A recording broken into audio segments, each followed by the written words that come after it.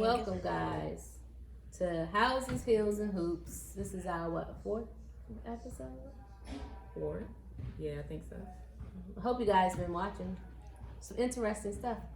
Hope it's been entertaining to you, informative also, made you think a little bit, all that. So today, I'm gonna let Diane take it because we're gonna do something a little different.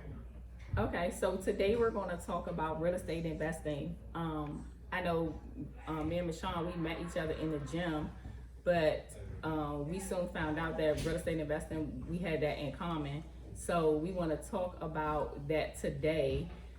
And what I've noticed in real estate investing is that it's very few women that do real estate investing. So we have another real estate investor here with us. Her name is Nicole Brace. And she's going to talk to you about how she got involved in real estate investing as well. So, y'all want me to start? Yeah, welcome, Nicole. Welcome. First, I would say thank you for willing to come on the show with us and speak about one of your expertise. Because her real wears a lot of hats. She does. Don't look at my hair, but she is my stylist. But we'll get on that in another episode. But how you been? I'm good. Good. That's good. I'm here. I'm not at work. You're gonna have to talk up because if not, Diane's gonna be upset because she's making me project my voice. Yeah, just talk up a little. Yeah. Okay. So I'm a real estate agent. I've been licensed probably since 2006. Yeah. But one of the things that I think about now in real estate is, and I wish somebody had told me before, is selling houses to people can make you money, but the real money in real estate is investing. And so I was selling real estate, I was selling houses, listing houses, working with buyers for a long time. And then all of a sudden, I came to this broker that I'm with now, and he really, really stressed the investing side of real estate. So I kind of got involved in investing, but I wish I had known it in 2006. What made you get started as a realtor? I think it was just the market was hot, and I was like, yeah, let me go make some extra money doing that, and that's kind of how it happened. So no one kind of like pointed you in that direction? It was just something you had already been researching? No, it was just something I was like, okay, the real estate market is hot. Let me go and see what this is all about. I took the class, passed the class, and then I took the test, but I went straight. Like I didn't have any time in between because I didn't want the information to be gone. So I just went straight through and passed the test the first time. So yeah, that's how I got into it. So Nicole, you had your license also, or? So how I got introduced to real estate, it was, I guess 2000. When was I born? Maybe 2004, 2005-ish. Speak up. Okay. I'm sorry.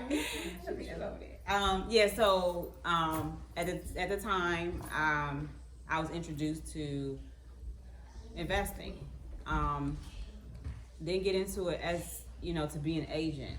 So, but what I found out was that while I had decided, okay, I'll step out there and do some investing. It was around the time when I bought my first house. So it was my first big purchase, which was, can be nerve-wracking for anybody when you buy your first house because it's a big purchase. And then someone introduced the fact that I could buy a house, fix it up, sell it, or buy a house, or rent fix and flip. Yeah, fix and flip, or buy it and rent. Rental. It was not my first introduction to real estate because my father invested in real estate. And growing up, I kind of paid attention to it, but not really. Because he was an entrepreneur, right? Yes, he was. He was in the hair business. So when I got my license, because I didn't get it to sell real estate. I didn't get it to drive people around, list a house. I didn't want to do any of that. I got my license for the referral fee, at the time I was purchasing properties in another state, and I didn't have a license in that state, but I found out that I could get a referral fee for referring that property to someone else. So it was just an extra check at the table. Smart. Yeah.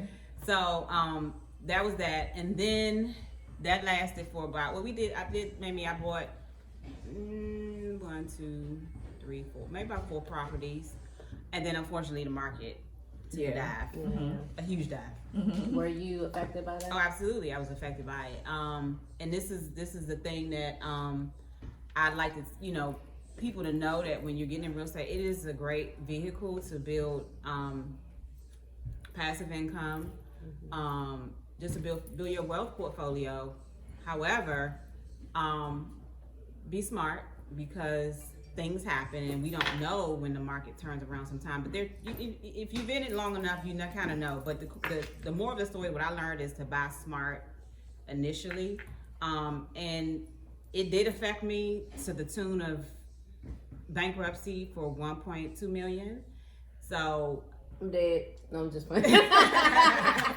Yeah, so that was definitely very serious. I mean, that was huge for me because, I was a single mom. I had 2 small children, and here I was with this huge amount of debt that I owed that was on me.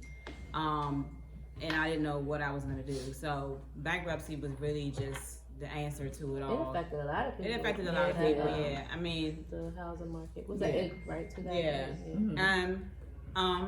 So that was that, and I went through that whole bankruptcy process, which didn't take long at all. But afterwards, I felt such a relief, because now I did not have this huge cloud over my head about all this money that I would owe to all these mortgage companies. So that definitely was not the best time of my life, but I learned a lot. And it didn't stop you from investing, though. For a while it did. For a while. Because your credit takes a hit. Your credit takes a hit, and then they changed the laws to in the market for mortgages. So a lot of stuff changed, which it should have. The no docs. It should have changed, because you know this. If you had a license back then, anybody could buy do a mortgage. Anybody. A dog could write a mortgage. Yeah. I mean, literally, if you do a lot of research, you will find that people had their dog's name as signatures on mortgage documents. So it was really just crazy. A free for all back then. So it was a lot of mortgage fraud going on. Yes, it was a whole really, lot. really crazy back then. It was. So I mean, I do recall a situation where someone was renting a property, and it was considered a slumlord, and when they actually went to try to locate this landlord, they could not find him, and then they found out that the actual name of the LLC and everything, it was a dog. Wow. Yeah, it was crazy back then. But the funny thing is, it was like pros and cons to no docs. It's a lot of pros to it, but in that time, I think people were being so dishonest, right? And that kind of made it bad. Yeah.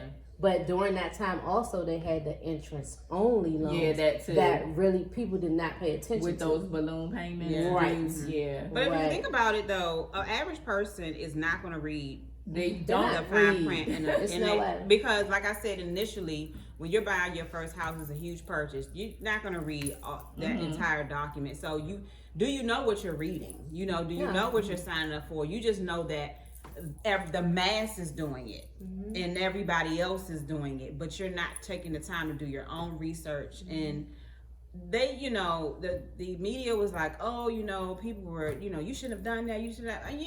No, but then you fed it to them too. So I just feel like, at the end of the day, everybody learned a huge lesson. Basically, you bought more than what you could afford, and as far as the no dog, right? But as far as the no dog having an upside to it, I'm self-employed, right? So it works for me because I don't get a pay stub. I don't get a W2. W2. I don't even know what it is. Like, I don't, so for me, proving my income has always been a challenge. Yeah. So the That's no good. doc worked for me. And that's what I'm saying. It was pros and cons to it. Yeah. Especially from the entrepreneur aspect. Right. It helped. Now, if you were being dishonest, that's something different. Well, but 99% of people were being dishonest. Like they did not put everything on there because there's no way with my salary based on my tax returns, and I'm just being frank and honest, that I should have been able to have 4 or 5 houses. I mean, that's just the truth. I mean, at the end of the day, based on your income to debt ratio, like really, because when it all came to a halt, I couldn't pay it. Well, So, I was in a situation where we did tell the truth on the no doc, but the broker, that's not my area. I don't know. I'm not a broker. I wouldn't know what he's doing. He changed the numbers. Wow. So Okay. when it did come to our attention, I'm like, I don't know what this is. I just know I did what he told us to do, and I signed the paper. But as far as these numbers, after that, I'm like, no, there's no way that this could have been done this way. So, but I'm looking at what they were looking at that point. But I'm like, I didn't do it. Right. So it was really, really a dishonest time. I know as an agent, I always advise my clients against those interest-only loans. Like I always did, whether they, agreed with me or not. Like that was always my stance. Like I don't think you should do that. Because I feel that way, but I figure if you have a plan, that it worked. But a lot of people who were buying houses that were 400K and above, it was no way. I mean, I'm not saying there's no way you had a plan, but getting the interest only on that, it was going to be tough. But if you bought something under that in the plan, which from my opinion, if you plan, okay, I'm going to pay this, but I'm going to pay an additional $500, then you knew that was going towards the principal. Well, I think that the whole idea of the interest only is to get the payment where you could afford it, right? So in my mind as an agent, I'm like, if you can't do a 30-year fixed, you can't afford that house. I totally 100% agree. And with so that. Absolutely. I would always just tell them like, look, you need to get the rate for a 30-year fixed, because eventually you're going to be in that. And if you can't afford that now, then you should not be buying this particular property. And that's my point about the whole the situation with the loans back then. You were getting these loans based on this number that they were giving you for interest only, and because they were telling you the market's going to keep going. But technically, to be honest with you, you bought more than you can afford. You definitely technically, did. yes. I mean, so I 100% agree with what you're saying about the interest only. That's like you just buying something you really can't. Because here's the thing, what you're saying is cool too. And that's only because I know someone who actually did that. And he was like, I did the interest only, but I was paying an extra $1,000 a month. Right. But that's what I'm saying. He had a plan, but most people didn't. They didn't even have a clue on what they were getting. Or you can have a plan and life happens. Right. Yeah, life does happen. You know what I'm saying? You can have a plan and say, I'm gonna. That's but like that, but that's there's so many happens. ways that you can build wealth, and they'll tell you, okay, don't pay extra on this, take that extra money and put it in an investment vehicle.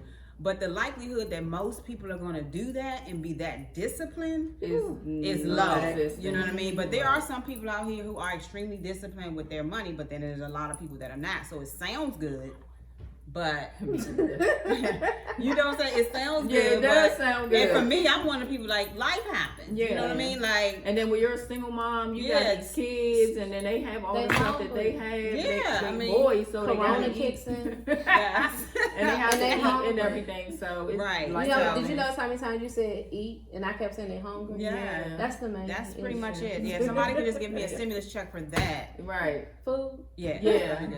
Just feed them. That's all I ask. Just feed them. But boys, Michelle, what's your experience with investing? Actually, she actually started me. Okay. Oh, because that wasn't it. I didn't stop there, y'all. I'll come back to that. What? I mean, no, because I stopped at basically how the market crashed and I found bankruptcy, but not since then. I have invested. Yeah, because that's what I was saying too. That's your back. It just took a while for me to get back to that point, but you go ahead. Well, mine actually started because I bought my first property because I was born and raised in an apartment all my life. And then when I was 26, when I was 20, I started investing in stocks. So by the time I was 26, I had enough where I could actually get dispersed from my stocks, and I qualified for the first time home buyers, and I only had to put down the 3%, and I was able to take that out as a hardship, and you didn't have to pay interest on it from your stocks. But I bought that in 2000 for like 120, and it was in a great location out on the outskirts of the city, and I was there till 2005. So I was afraid, but I was the youngest in my department, and the older people, they really liked me, and they kind of guided me. And once I reached the salary of $36,000, they were like, you have to buy something. And I was like, oh no, I can't buy anything. No, that's responsibility, right? And so it was one accountant, and he was just like, no, you have to buy it, because if you don't, then Uncle Sam is just going to start taking all your money. And so at 36,000, that's deep, right. Because that ain't nobody like. And so here he like really wrote everything down and explained like this how much that taxes you're going to be paying because you don't own anything. Right. And so I went through the process. I was just started. I was like, okay, I'm gonna go out here and I'm gonna start looking. So I started searching. I was afraid because I was like, I'm a single parent. I have a little one. I can't just live anywhere by myself because I'm gonna be scared, you know. So when I found the property, I was like, all right, I'm just gonna jump out here and do it. Which we all take a risk. Yeah, it's all a jump. And if you I was like, doctor like. Right. Like, I really want to do this. Like, what did I just do? Right. Exactly. So when I purchased it, I was happy. I was like, oh, come on. But honestly, when I actually moved in, oh my God, I was like, it's too many. Let me put a lock on this, lock on that, lock on that. Her do it. But I started learning while I was in the house, and I was like, okay, wait a minute, equity. So I started learning about equity, and then I was like, okay, they say the housing market went up, and I started doing some research. I'm like, oh, wait a minute, this house is worth this now when I pay this, and then the equity is the difference. So I was like, okay. So then my family started to explain. I was like, let me just. So my first was a rental property, because I was like, okay, I learned that I could take the equity out of my house to purchase another one. Or to do whatever I wanted to do with it. But that's what I did. I took the equity out to purchase another. And then from there, I kind of would listen to her. She was more into the investing. And I was just kind of, eye spying on the side. Like, okay, I'm paying attention. And finally, she would explain, when I opened my mouth, she started explaining things to me. And I'm like, okay, this makes sense. But I'm not a numbers person. I'm not a numbers person. No. She's all numbers. At all. So once she and I chose to invest together, she already knew. Don't ask me 1 + 1, 2 + 2, because it's dated. So she just took the number side, and my interest was more the construction. The cosmetic side, you really. She's scared. Listen though, she likes construction, but she ain't going to no empty properties because she's scared. Oh, remember that time we went to Baltimore? Do you remember? Yes, I remember. Do you remember? Okay. Oh, but I have great ideas, and I can. Oh, you so wait a minute. So Michonne, the renovations are gonna be on point. Let me say this. Michonne is good with interior decorating, and she does know about putting the construction and what it should cost. But honey, she ain't going. This one she ain't rolling through nobody's house because I can manage the construction part. She can manage it if you in there. People go in there with the road. Exactly. Because we went to a house in Baltimore, and I think she left me in the house when she saw it. Yeah. Little Ben was chilling, and I was like, I'm out. It was some guests in there. Yeah. Or homeowners, we should say, up in there. Yeah, right. Yeah. So I bet that one in Baltimore though took the cake with that one walked down the street to Squirrel. It wasn't. But I really do. I like the construction side. The just from ground up, like gutting into the brick, the framing, all of that. I like to see that. I just like to see it go from this to that. Right. Like, so, but she handles all the numbers because. Yeah, I am a numbers girl because I'm very What's anal. 150? 250. I'm anal when it comes to detailed stuff. The construction part, do I know a bit about it? Absolutely, because I really have no choice and learn from some mistakes. Because the first time around with the investment, I wasn't involved in the construction part. My partner at the time did all that, so you couldn't even ask me what drywall was. I probably wouldn't even know at that point. The second time around, I was like, this time I'm not gonna be It's silent. Yes, I'm not going to be as silent. Well, I had no choice. I'm going into it myself. Yeah, I didn't have a person that was doing the construction, so it was like you're going to have to learn from beginning to end all the construction, even the stuff you don't like. You know, if you want to make it work. But sometimes you gotta use your resources. So. Oh yeah. I mean, but what that first lesson taught me was to be resilient, and although it didn't end so well, I have a lot more patience this go round, because if you've done any type of flipping or renovations or whatever, and you dealt with a contractor, they will test all of your nerve. Okay, plus, so you just gotta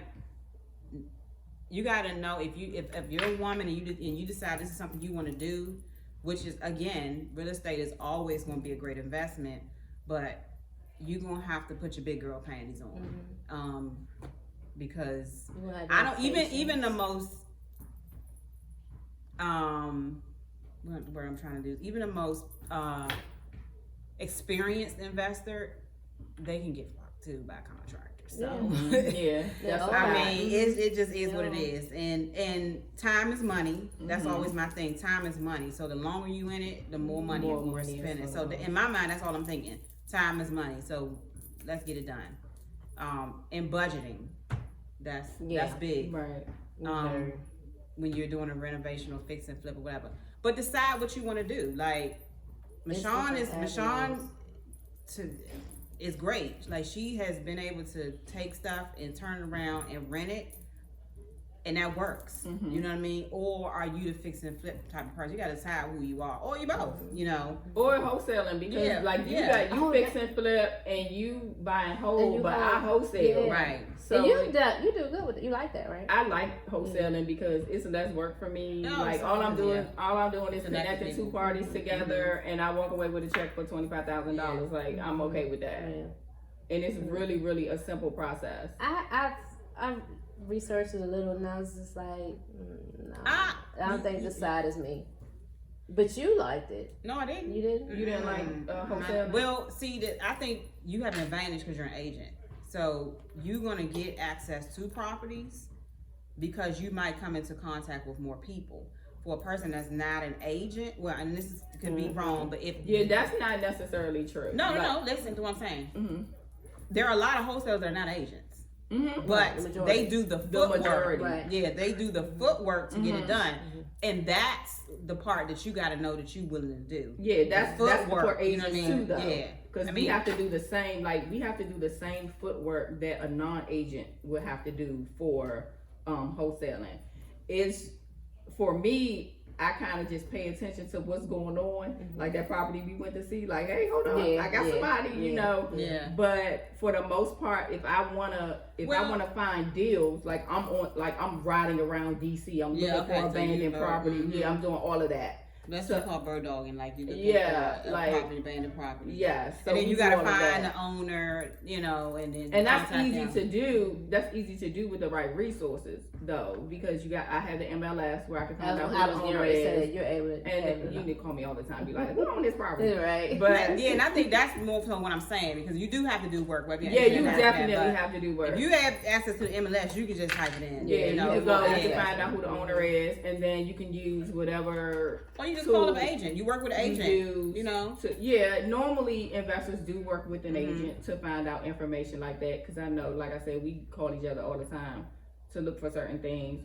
And then we have other systems like white pages and all that kind of stuff to find people and I had my daughter too. She's like this master at finding people. I don't know where she gets that from, Yeah, but like I think she was a private eye She needs her or own app. something. Yeah.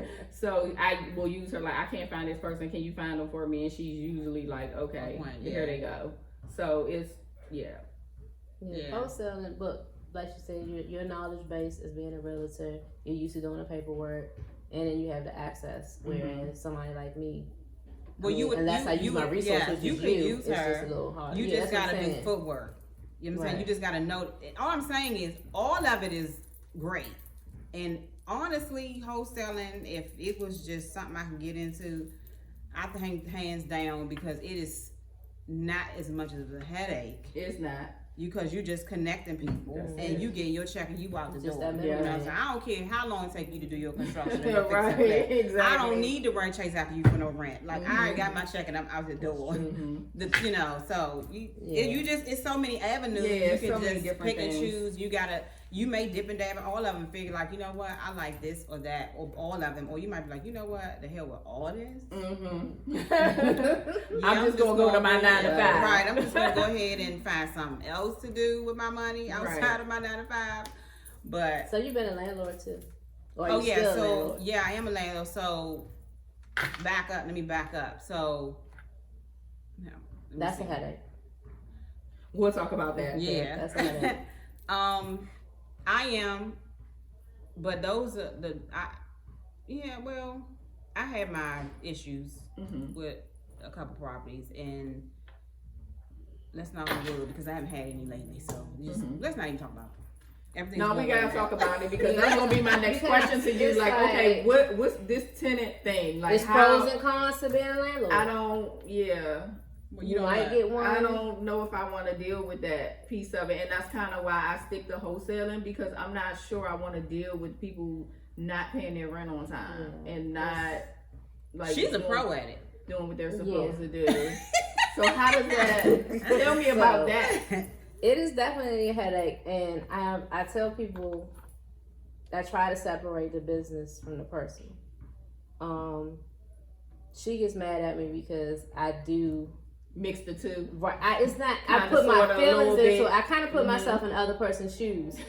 Yeah. But then after you push my last your button, rent not then- paid. Yeah. right, and it's like, And then okay, she called me Right. like, yeah, And then your mortgage not paid because your It's rent's a not snowball paid, effect. and then Because- it's going. because you're like, okay, the first time I'm like, okay, it could be me, but then if it's ongoing, then you start to if get you didn't frustrated. get your rent money, it's not you. No. I'm talking about it could be me. I put myself in the other person's shoes. Like, say for instance, Oh, you mean like life happens? yeah, So maybe right. Life something happens. I'm just gonna happened. bring it because I'm a federal government worker.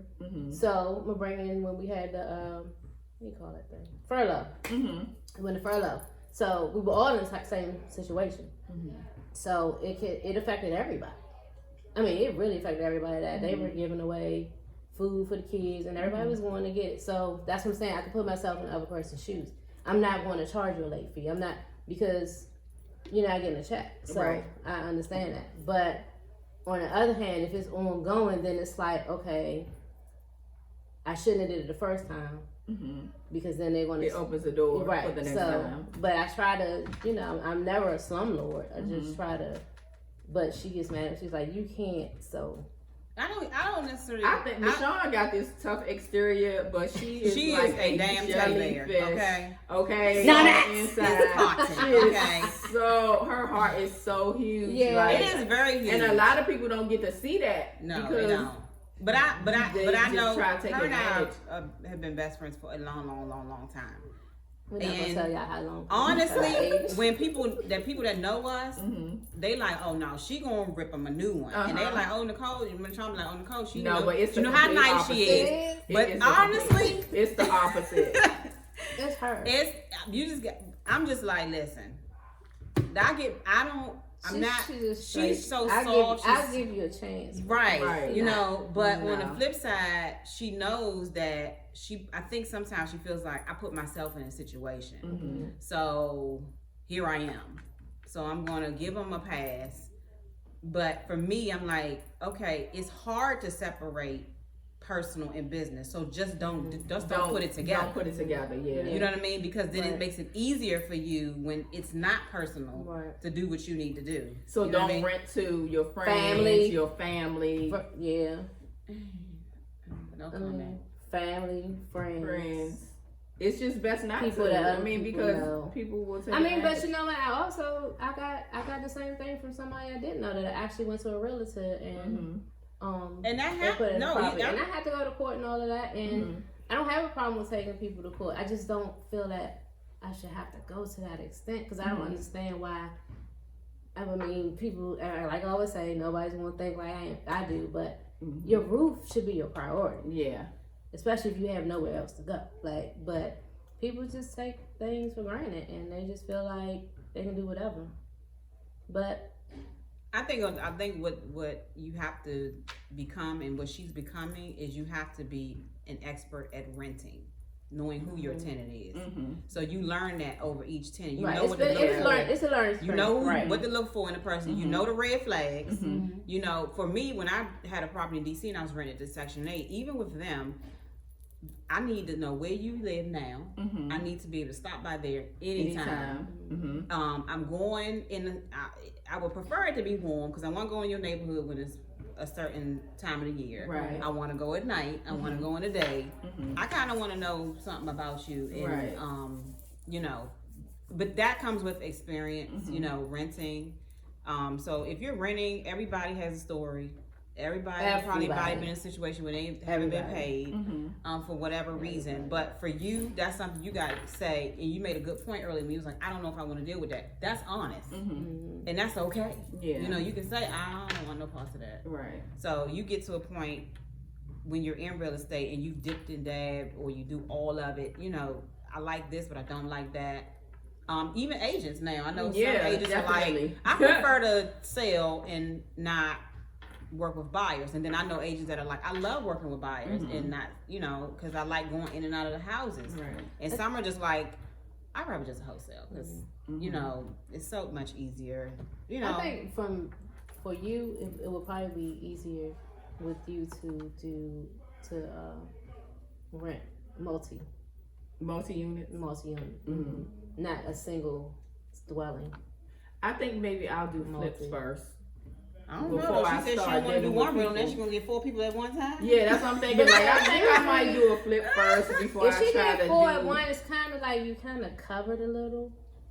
More than likely, all 4 not going to pay. Well, I don't know. That depends on buying smart. I know her patience, and I think she'll do better with that than the single. She going to go off the...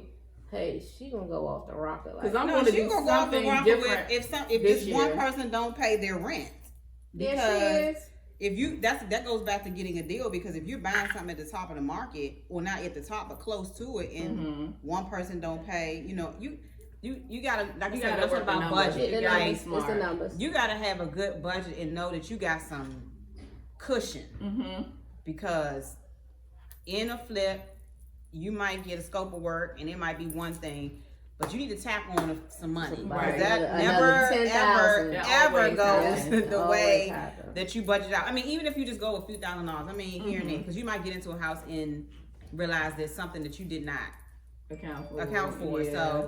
So for instance, we had a tree. And it was a large tree. And it was growing out the basement of the house. And so, I mean, they had to actually extract it from the root. Wow. Yeah, I had that twice. That took more time. I had that twice. I had that one, and that happened to a house in DC. We were converting to an English basement. This is the one I had before. Well, actually, no, this was the one I was inherited. Yeah, that was. Anyway, the entire when I say that tree lived in the basement because the whole floor was almost like a split, like the Red Sea. God. That's how long the tree had been growing its root into the basement. So. You had to just dig up the whole basement and pull that root out. I mean, you just need a cushion. That's like they say, man cannot overpower nature to a certain extent. It's like, nah, I got you. So, whole tree.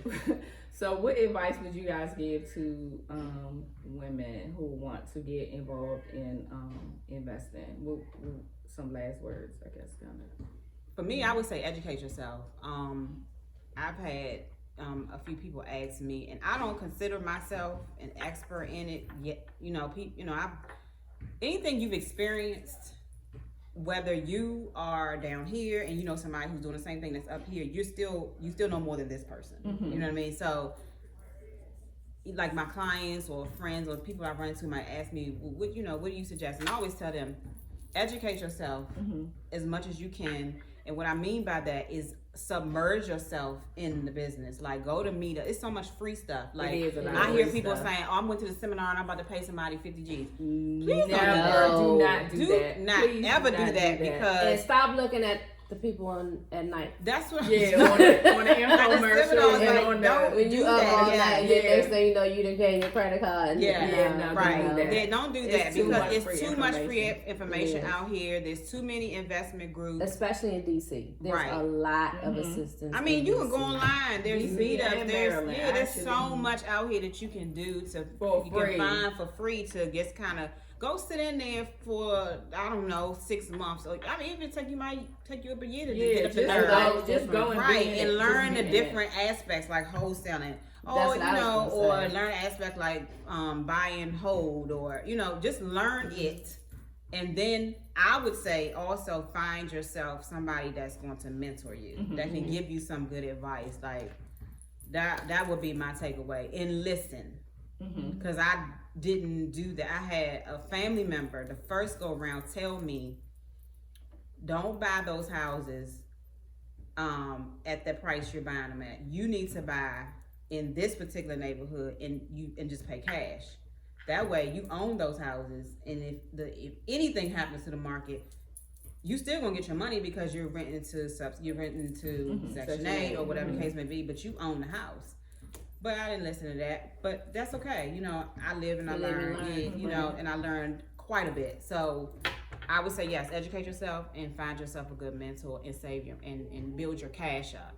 And wholesaling's a good way to build cash up. Right. With me, I would probably, if there are different avenues, I would say research and then try to figure out which one is your interest and just explore the different avenues of real estate. And then as far as your finances and funding, kind of for those that are employed like myself, you have your TSP if you're government, you have your 401k. I think DC has a 401B or A or something like that. Consider always investing in those, at least at the minimum what they'll match. If not, go 10%. If you can go 15, some places you can go 15%, and you're saving money. So just let it build, and then when you see it build, you can always extract that if you want to move forward in the real estate as far as investing. And you can start with a purchase because you want to purchase low. And then you have different avenues as far as the hard money lenders and things of that sort. But I would say definitely do your research and figure out what moves you, because wholesaling doesn't move me. Dealing with the numbers doesn't move me. So that wasn't, it's just more, I like the landlord, even though I've run into my situations, but I do like being a landlord. And I also like to flip. She likes it. So I would say the same thing, kind of educate yourself on the different aspects of real estate. I would also say don't be scared. Definitely. Don't be scared. But that's with anything. Don't to educate me. yourself too much. Because some people just you'll be scare like, I'm yourself, right. still, You'll scare yourself I'm out of still it. going to a seminar. That's I'm true. going to this class. You got to jump in at some point. that's Like right. you did Don't when you be bought your scared. first house, you're going to actually have to jump in. Yeah, I mean, if you have to partner with someone to do that who's seasoned at doing whatever aspect of investing that you are interested in, I would say do that. And that will help you as well. And that's really it, I guess. Partner with like a real estate agent. If you're not an agent, partner with an agent that you trust that can run your comps and all those kinds of things for you. Yeah, I think so too. I think definitely, like I said, don't educate yourself too much. No, Like definitely. because you go, and don't be afraid to ask. Right. You have to do it though. And I would say if you own a property already, you're kind of at an advantage if you have equity in it, because you can easily pull equity out and get you another property, and it can pay for itself plus some of where you live. And a lot of people don't even know that they have equity or don't know what equity is. And back then That's a I whole had no nother clue, video, but so. it is that. Yeah, You don't know you have equity, call me. I'll tell you if you have equity or not. And Always there's also use your other ways sources. to pull money. Like for Yeah, me, I don't right, work for the right, government, so right. I don't Right. have a 401 or a 201 or 350 or none of that. Ain't Yeah, nobody well, let me matching. say, I was speaking from an employee. No, yeah, I got that. That's what I'm Yeah, saying. but But no, but Yeah. people need to utilize what they're getting as Yeah, an employee absolutely. to get more Because money. right now, we're going to take, for instance, right now, I won't even look at my TSP because of Oh, yeah, Corona. I'm sure. Because yeah, I already know. It's Yeah. every day you seeing the Dow was down 19 points down, and now they're getting ready to just close it off. Like, yeah. so just imagine you've invested or you got $100,000-$300,000 in there, and you've seen it over the last couple of months, and then that's going to within go 1 down. week you're down to $50,000. You don't want to see that. Yeah, Yeah. you don't want to see But you could have taken some of that. You could have did a hardship, Taking some And- of it out. right, and started investing. Yeah. And going back to what she said, investing in Even properties if- that you own Like, outright. But even at this point in the game, even if you're not investing it, just holding it. Yeah. So when the Well, I market have gets back, there's some other ways you can. There's some other. Well, see, I Yeah. speak from just the position I'm in, being self-employed, and learning different ways that we as self-employed people can invest our money that is not in real estate to make it grow, and that you can pull from that you don't that you do that's- yeah, not that's another one. have to pay any type of penalties because it's your money. But that we'll do that another time. I mean, we're gonna have to, because Yeah. the other thing is we got to talk about credit. it's so it's gonna more be, we're ways gonna to definitely earn give money y'all than more real estate. This is information. just one way. You know what I And, mean? and we spoke about 3 things, but one last thing you can do in real estate, you can just be the person like, look, I'm gonna give you my money. Yeah. It's you have like your person that does they basically take your money and give you And back you- a certain percentage when Yeah. the house is And- finished, when it's yeah. flipped, or whatever the Yeah. person is doing. So that you can just give up. You can just decide with a partner, I'm gonna just I'm gonna give you the money to buy this Right. property, and then you give me my money You back. give a We percentage this- back, Yeah, we you give know, this when it's back at finished, the and then end. you And know I'm how- you know how sure they do that plenty of you out there have had people come to you and say this before, and it's just that with our culture, they're afraid. Yeah. and uneducated. It- And right, uneducated, uneducated, yeah, that's afraid what and uneducated. uneducated, and they just won't move forward. But educate yourself, like you Yeah, said, educate and yourself. it is really worth it if you just want to be a silent investor. You just want to, Yeah, you can definitely Yeah. do that. and Yeah. you get that return, because at the end of the day, your savings account is It's never not. going to return It's what not you're going to gonna get return as an at investor over 3 months. There's another way you can do that too. We'll talk about that in the next one too, where you can make more money on your savings than you are making in your savings account. But yeah, that's real talk for real. All right, ladies. Thank you, guys. You don't want to talk about nothing? What else we gonna talk about? The Corona kids are still out back. Oh yeah, the kids still They're outside. still here. I hope Now your we can do household about is as that. fun as Yeah. ours. Yeah. Well, shoot, since we're gonna be home, we might do several of these episodes. We might just overload. Yeah, you will. Yeah, Money stuff. Matter of while fact- you're home.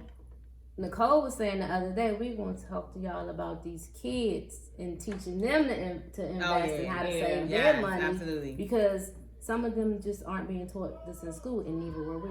Yeah, I definitely was not. We were taught, the majority of us were taught to be laborers, get a job, get a job, get a job. Where other schools, they were teaching their kids to be entrepreneurs. Yeah. So it's time for us as parents to educate Well, our kids. I think in a lot of other schools, even though they were being taught certain things, but they had examples At home. People Yeah, that they were did, entrepreneurs. right, So that makes a right. huge difference. But think about it, you're an example for your two. yeah. So you're an example for yours. All right, guys. I hope you guys got a little bit of info out of this. I think it was a lot. Like Nicole said, that she's not an expert. I'm not an expert. I'm definitely Diane's not an expert, but everybody's experienced. No, let me stop. We are experts in Yeah. what we And know. and what we do, and what we in know, real and what estate. we've It's just experienced. three So- different As I said, things. we're experienced. Yes, because you yeah, said you weren't an I expert. said it, but I changed my mind. Okay, Changed my mind. she's an expert now. She's an expert. We're all now. experts Yes, now. and what we know. You know what I'm saying? Right. Which is more than what someone else that doesn't know what we know. Right. So we're gonna stop saying what we don't. We're gonna stop downplaying ourselves. That's okay? right. Because That's cool. we have a lot of talent at this table. What is We this got thing? heels, we got hoops, and we got real estate. Why I and got hoops? Why she can't? I'm be just hooping saying, heels? like- I'll she be don't even hooped. wear heels. I sure don't, because my ankle will not I'm allow heels. it. right. Because I mean, So to be you be honest, heels. like I mean, you. She houses. Yeah. Well, whatever. Anywho. Anywho, like, I mean, we well, listen, we are experts at what we do, and we're gonna come to you with some more stuff. So what I would suggest is that you all, if y'all have questions about this, and Diane will probably say this, but leave comments, and then that'll give us some other ideas that you want to know about real estate, or questions that maybe we didn't hear. Right. Yeah, or email us housesheelshoops@gmail.com. Yeah, and just let us know what you thought of this episode, and what else we could add, or what experience about that we did not talk about. Yeah, and if we don't know something, more than likely we know someone that we can refer you. Yeah, we can find someone who does. We're all here to help each other, so you know. All right, guys. Thank you. Until next time. Hope you guys stay safe and your kids continue to drive you nuts. Have a good one.